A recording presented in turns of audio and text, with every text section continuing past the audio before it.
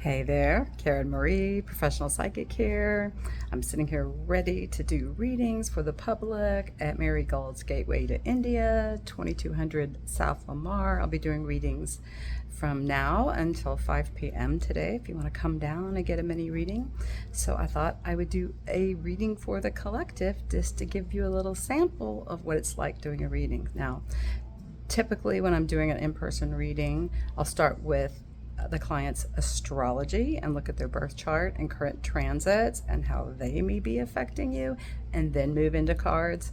But for many readings, I usually do one or the other, dive into the astrology or dive into the tarot cards. So I have the tarot cards here on the and I'll tell you what I see. So the first card representing the overall situation for the collective, and these are the collective that's going to be watching this video, is the Harmony card.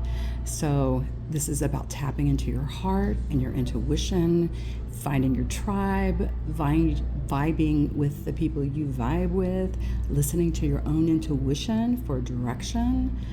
And then the first card representing the collective is the awareness card. So this is having shifts of awareness, coming out of the shadows and seeing the light.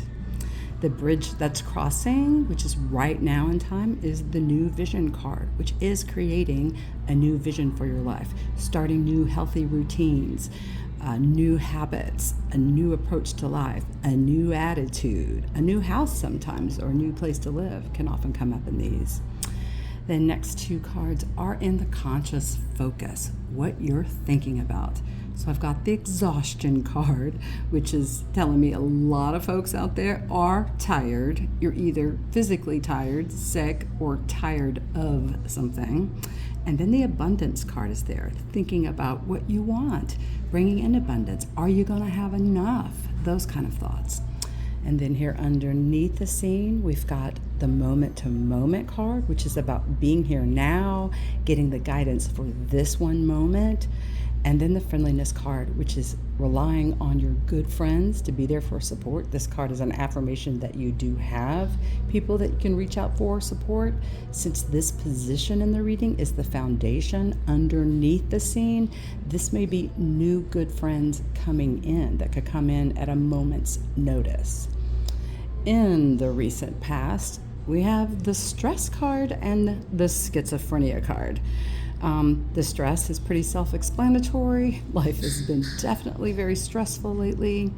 Schizophrenia is about being torn down the middle, needing to make a decision and being stuck, not knowing how to move forward. And then speaking of moving forward, here in the near future is the guidance card and the experiencing card.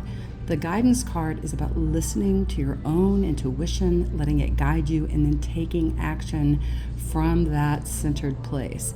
And the experiencing card is about centering. And probably you should center first and then try to tap into guidance. That usually makes it easier to spend time in quiet, breathing deeply, out in nature, doing meditation, chanting, prayer work, whatever it does that grounds you and makes it easier to tap into that inner voice.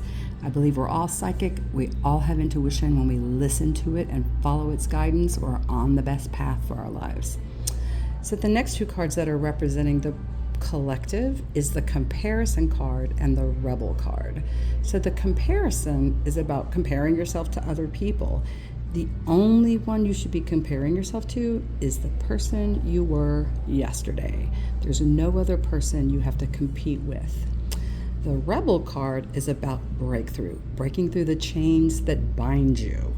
Most of those are internal belief systems you don't believe you can. Sometimes it's external. Other people are holding you back.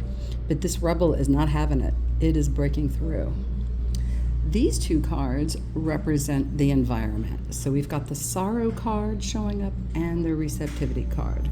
So to me, together, this would be someone showing up in your environment that is sad, that is depressed, that is working through grief. And then the receptivity card is they're open to you reaching out to them. They're open for spiritual prayer. You can touch their souls and lives just by sending positive prayer and good juju. The next two cards are the hopes and fears. They're the source card and the isolation. So the source card is trusting that you can tap into the source of all things and have all your needs met. The isolation card is a fear that you'll be alone, you'll be sad, depressed, nobody loves you. That's some extreme hopes and fears right there. Then I put out a number of cards for the outcome. The first is the turning in card, which is one of my psychic cards. It's about listening to your own intuition, not your mind, not what other people are telling you, but what your own intuitive voice is telling you. And again, important to get still in order to hear that. This person is meditating, notice. This aloneness card is similar. This is about following the spiritual connection you feel guided to do, even if no one else around you is doing it, or even if you're in a group of people that are praying or meditating. Say you're in a church or synagogue or mosque and you're surrounded with others in prayer, you're going to be having your own unique connection with the divine. The past life card usually indicates that someone is coming into your life that you have known before. Often you can feel it when you first meet them.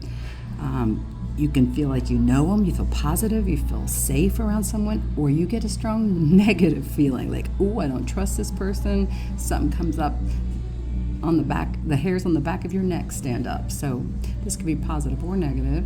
We've got the going with the flow card, which is about listening to the rhythm that you feel guided to do, taking your own time, getting your own groove going. There's the trust card next, which is taking a leap of faith, trusting that your intuition is guiding you in the right direction. And then the Buddha card, or the consciousness. It's like we all have a Buddha within. We all have a higher self. Our intuition is the voice of that higher self. When you listen to it and follow its direction, you're on the best path for your life. There you go. There's a sample mini reading for the collective. And today is Saturday, July 13th. Come on down to Marigold's if you want a reading for yourself.